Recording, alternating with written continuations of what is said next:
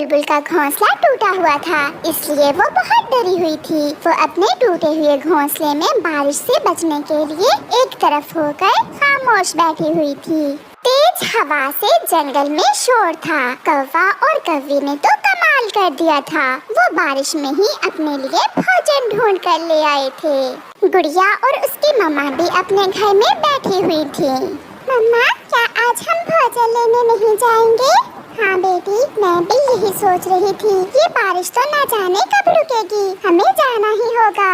फिर वो माँ बेटी भी अपना भोजन लेने निकल जाती हैं। बारिश के कारण भोजन ढूंढना आसान न था। वो माँ बेटी उड़ते उड़ते इंसानों की बस्ती की तरफ निकल जाती हैं।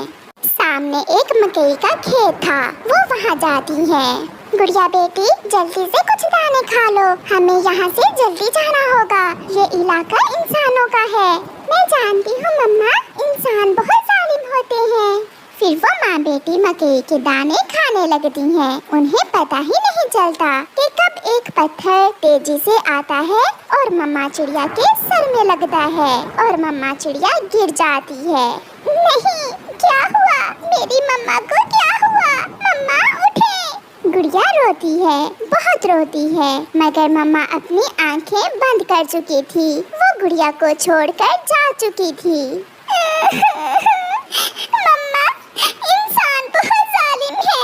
एक दाना खाने के बदले में जान तक ले लेते हैं। मैं कभी इंसान बनना पसंद नहीं करूँगी। शाम के बाद गुड़िया अपने घर वापस चली जाती है। बारिश भी रुक गई थी। गुड़िया की मम्मा के पुराने दोस्त कौवी, कौवा और मिठू गुड़िया के पास आते हैं। गुड़िया बेटी, जालिम इंसानों ने आपकी मम्मा को मार दिया। हौसला करो बेटी। अगर मैं इतना शक्तिशाली होता तो किसी इंसान को ना छोड़ता। सब इंसान बुरे हैं। नहीं कालू, हम पक्षियों की तरह कुछ इंसान अच्छे भी हैं। सभी बुरे नहीं हैं। गुड़िया से कुछ बातें करने के बाद वो सब अपने अपने घरों को वापस चले जाते हैं। आज की रात गुड़िया जाग कर गुजारती है। उसे अपनी मम्मा के बिना नींद नहीं आ रही थी। मम्मा, आपकी याद सता रही है। बहुत मुश्किल है मम्मा आपके बिना रहना। मैंने कभी कल्पना भी नहीं की थी आपके बिना रहने की। दूसरे दिन आसमान साफ था। घर से तो गुड़िया को निकलना ही था, क्योंकि उसे पता था कि अगर जिंदा रहना है तो बाहर जाना ही होगा, दाना लाना ही होगा। सामने सूखे हुए किक्कर के पेड़ पर बैठे हुए बुरे उल्लू गुड़िया को अकेली जाते हुए देखकर उसे तंग करने लगते हैं। वो उड़ते हैं और गुड़िया को रोक लेते हैं। डरती हुई गुड़िया एक पेड़ पर बैठ जाती है। अकेली ना बाजार जाया करो, नजर लग जाएगी। बहुत सुंदर हो तुम छोटी चिड़िया। चलो मेरे साथ, दाना और फल दूंगा तुम्हें। दुष्ट उल्लू, मुझे जाने दो, वरना मैं शोर मचाकर सबको इकट्ठा कर लूंगी। शोर कैसा? मैं तो आपकी परिभाषा कर रहा हूँ। गुड़िया वहाँ से भाग जाती है। सामने उसे कबूतर चाचा और मिट्ठू नजर आते हैं। उन्हें देखकर गुड़िया की जान में जान आती है। चाचा, चाचा, चाचा कबूतर, वो बुरे उल्लू मुझे तंग कर रहे हैं। शांत हो जाओ बेटी, शांत हो जाओ, पीछे कोई नहीं है।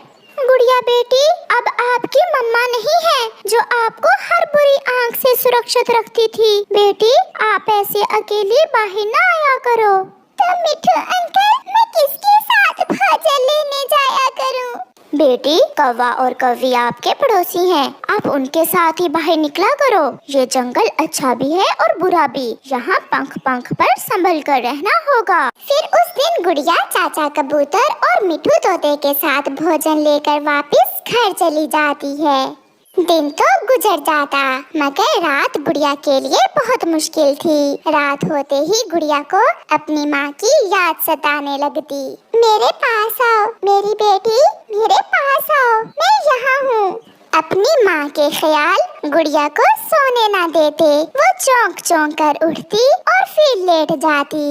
दूसरे दिन गुड़िया गोरी कौवी के पास जाती है। आंटी मुझे अपने साथ भोजन लेने ले जाए। कल मुझे बुरे उल्लुओं ने बहुत तंग किया था। गुड़िया बेटी, ऐसे जीना बहुत मुश्किल है। मैं चाहती हूँ कि आप शादी कर लें। शादी का शब्द एक बार तो गुड़िया को बहुत अजीब सा लगता है, क्योंकि उसने तो कभी शादी के बारे में सोचा ही ना था।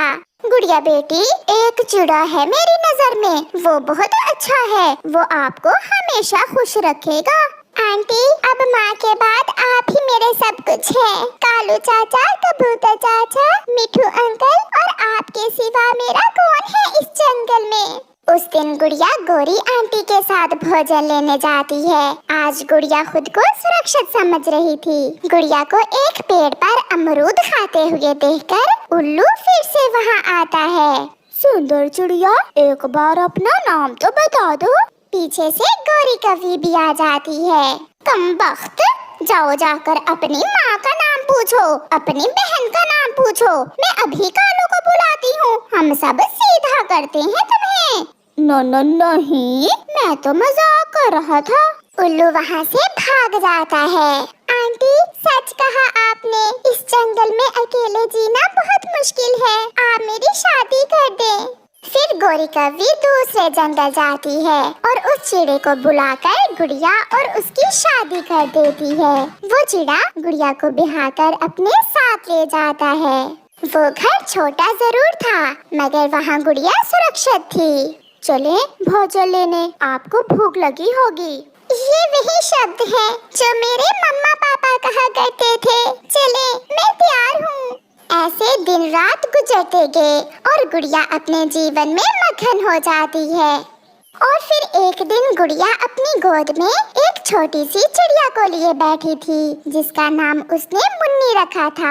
आज वो बहुत खुश थी, क्योंकि वो माँ बन गई थी और अपनी बेटी को देखकर वो जिंदगी के सभी पुराने दुख भूल चुकी थी। प्यारे दोस्तों, जिंदगी इसी का नाम है, एक ना एक दिन बिछड़ जाना है। इसलिए अपने मम्मा पापा से बहुत बहुत प्यार करें। आपका धन्यवाद। अपनी पत्नी गौरी से चोरी छुपे कालू कौवा नदी पर बैठा पिंकी कौवी से गप्पे लगा रहा था। कालू, ऐसे चोरी छुपे मुझे तुमसे मिलना अच्छा नहीं लगता। अगर तुम अब मुझसे शादी नहीं करोगे तो मैं फिर कभी तुम्हें मिलने नहीं आऊंगी। ऐसा ना कहो पिंकी मेरी जान, मुझे थोड़ा सा और समय दो, मैं कुछ करता हूँ। गौरी के जीते जी तो मैं तुमसे शादी नहीं कर सकता। मुझे तुमसे शादी करने के लिए पहले गौरी को रास्ते से हटाना होगा। जो भी करना है करो, अपनी पहली पत्नी को मारो या रखो, तुम्हें अब कोई ना कोई फैसला तो करना ही होगा। ऐसा कहते हुए पिंकी कौवी वहाँ से चली जाती है और कालू कौवा शाम तक बैठा सोचता रहता है। फिर शाम गए कालू कौवा अपने घर को वापस उड़ता है। सो जाओ मेरे बेटे, सो जाओ। मम्मा, मुझे भूख लगी है, ऐसे खाली पेट कहाँ नींद आती है। तुम्हारे पापा सुबह से गए हुए हैं, अभी तक नहीं लौटे। मेरा नहीं तो आपका ही सोच लें। ऐसे में कालू कौवा भी घर आ जाता है। पापा, आप इतनी देर से क्यों आए हैं? मुझे भूख लगी है। आप मेरे लिए खाने को क्या लाए हैं? चुप कर जा, मैं कहाँ से तुम्हारे लिए भोजन लाऊं? सारे जंगल में सूखा है, दूर दूर तक कोई खाने की चीज नहीं मिलती। सभी पक्षी अपने बच्चों के लिए दाना लेकर आते हैं, एक आपको ही कुछ नहीं मिलता। सारा दिन आप घर से बाहर गुजारते हैं और शाम को खाली हाथ ही घर लौट आते हैं। बस कर जाओ, अगर अब बोली तो मैं जान से मार दूंगा तुम्हें। फिर गौरी कौवी रोज की तरह अपने पति से डरती हुई आंखें बंद करके लेट जाती है। उसका बेटा जग्गू कौवा भी भूखा ही सो जाता है। आधी रात हो जाती है। अगर मुझसे शादी करनी है तो अपनी पहली पत्नी को मार दो, अपनी पहली पत्नी को मार दो। अगर ऐसा ना किया तो मैं तुम्हें छोड़कर चली जाऊंगी। ना ना पिंकी, मुझे छोड़कर ना जाना, मुझे छोड़कर ना जाना। ऐसा कहते हुए कालू कौवा नींद से जाग जाता है। सपना था, ये एक सपना था। कहीं पिंकी मुझे सच में ही छोड़कर ना चली जाए। नहीं नहीं, मैं ऐसा नहीं होने दूंगा। फिर दूसरे दिन कालू कौवा सीधा पहाड़ों पर जाता है। वो अपनी पुरानी जाने वाली इगली चील से बात करता है। मेरी पत्नी को मेरे रास्ते से हटाना होगा। आप मेरी पत्नी गोरी कौवी को खा जाओ।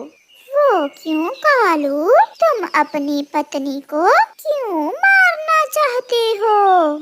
मैं दूसरी शादी करना चाहता हूँ और गोरी मुझे ऐसा नहीं करने देगी। आप उसे खा जाएं, आपको मांस मिल जाएगा और मेरा रास्ता साफ हो जाएगा। तो फिर किसी तरह उसे मेरे पास लेकर आओ। तुम्हें तो पता है मैं बूढ़ी हो गई हूँ, मुझसे अब शिकार नहीं होता। ठीक है, मैं आज शाम ही उसे किसी न किसी बहाने से तुम्हारे पास ले आऊंगा। फिर कालू कौवा वहाँ से चला जाता है। फिर वो पिंकी कौवी के पास जाता है। मैंने बात कर ली है, मैंने चील से बात कर ली है। आज शाम वो मेरी पत्नी को खा जाएगी और फिर कल ही हम दोनों शादी कर लेंगे। तो फिर कल मेरे लिए एक बोरी अनाज की लेकर आना, फिर ही मैं तुमसे शादी करूंगी। मगर पिंकी, मेरे पास इतना अनाज नहीं है, मैं कहाँ से लाऊंगा एक बोरी अनाज की? जहाँ से भी लाओ, ये मेरी माँ की शर्त है कि जो कौवा मेरी माँ को एक बोरी अनाज की लाकर देगा, मेरी माँ उसी कौवे से मुझे शादी करने की इजाजत देगी। मैं कुछ करूँगा, मैं किसी तरह भी कल एक बोरी अनाज की ले आऊँगा। फिर शाम हो जाती है और कालू कौवा जल्दी जल्दी अपने घर जाता है और घर जाकर गोरी कौवी से कहता है, गोरी चलो आज कहीं घूमने जाते हैं। इस समय शाम के समय कौन घूमने जाता है? हम कौवे शाम को ही घूमने जाते हैं। ऐसे कालू कौवा अपनी पत्नी गोरी कौवी को साथ लेकर पहाड़ों की तरफ जाता है। वो उसे एक पत्थर पर बिठा देता है। तुम यहाँ बैठो और मैं तुम्हारे लिए मीठा फल लेकर आता हूँ। जल्दी आना कालू, घर में जग्गू अकेला है। फिर कालू जल्दी से इगली चील के पास जाता है। वो देखो चील दी, वो देखो, वो सामने बैठी है मेरी पत्नी। अब जल्दी से जाकर उसे खा लो और मेरा रास्ता साफ कर दो। कालू, आज तो तुमने दोस्ती का हिसाब बराबर कर दिया। मुझे खाने को अपनी पत्नी ही गिफ्ट कर दी। ऐसा कहते हुए चील पीछे से जाती है और जाकर गोरी को पकड़ लेती है। गोरी बहुत हाथ पैर मारती है, मगर इगली चील उसे मारकर खा जाती है। कालू कौवा थोड़ी दूर बैठा सब देख रहा था। पिंकी, अब मुझे तुमसे शादी करने से कोई नहीं रोक सकता। अब होगी मेरी और तुम्हारी शादी। फिर कालू कौवा खुशी खुशी घर चला जाता है। पापा, पापा, मम्मा कहाँ है? तुम्हारी मम्मा पुरानी हो गई थी, इसलिए मैं उसे कुएं में फेंक आया हूँ और तुम्हें कल नई मम्मा ला कर दूंगा। आप गंदे हैं। मुझे नहीं नई मम्मा लेनी, मुझे मेरी पुरानी वाली मम्मा ही चाहिए। वो छोटा बच्चा रोने लग जाता है, मगर कालू कौवा उसे डराकर सुला देता है। आज की रात तो कालू कौवे के लिए बहुत लंबी हो गई थी। सुबह होते ही कालू अपने पड़ोसी कबूतर के पास जाता है। कबूतर यार, बड़ी मुसीबत आ गई है। बताओ बताओ कालू, क्या बात है? मुझे एक बोरी अनाज की उधार दे दो, मैं कुछ दिनों तक तुम्हें वापस कर दूंगा। पूरी एक बोरी अनाज की तुम क्या करोगे? मेरी पत्नी को चील ने पकड़ लिया है और वो उसे छोड़ने के बदले में एक बोरी अनाज की मांग रही है। कालू कौवा ऐसे झूठ बोलता है और कबूतर कालू की बातों का सच मानकर उसे एक बोरी अनाज की दे देता है। कालू बोरी अनाज की लेकर नदी की तरफ उड़ता है, जहाँ पिंकी ने आना था। जब कौवा वहाँ पहुँचता है तो पिंकी कौवी पहले से ही वहाँ आई बैठी थी। मैंने कर लिया, मैंने दोनों काम ही कर लिए। मैंने अपनी पहली पत्नी को भी चील के हवाले कर दिया और बोरी अनाज की भी ले आया। मुझे पता था तुम ये कर लोगे। अच्छा तुम यहीं बैठो, मैं अभी ये बोरी अनाज की अपनी माँ को देकर आती हूँ और फिर हम दोनों शादी कर लेंगे। जल्दी वापस आना पिंकी, मुझसे और इंतजार नहीं होता। फिर पिंकी बोरी अनाज की लेकर वहाँ से चली जाती है। माँ जल्दी चलो, कहीं वो बुढ़ा मेरे पीछे ही ना आ जाए। चलो बेटी, ऐसे बुढ़े बहुत बुरे होते हैं। फिर पिंकी अपनी माँ को साथ लेकर उस जंगल से दूसरे जंगल की तरफ उड़ती है। शाम तक कालू कौवा बैठा पिंकी का इंतजार करता है और फिर जब अंधेरा भरने लगता है तो कालू की आस टूट जाती है। पिंकी, तुमने मुझे धोखा दिया है। मैंने तुम्हारे पीछे लगकर अपना हंसता बसता घर बर्बाद कर दिया और तुम एक बोरी अनाज की लेकर भाग गई। फिर कालू कौवा रोता हुआ अपने घर वापस चला जाता है। वो अपने किए पर बहुत पछता रहा था। वो अपने बेटे को देख देख कर रो रहा था, मगर कालू अब जितने भी आंसू बहा ले, समय लौट कर नहीं आने वाला था। प्यारे दोस्तों, अगर आपको ये कहानी अच्छी लगी हो तो इसे लाइक करना बिल्कुल मत भूलना।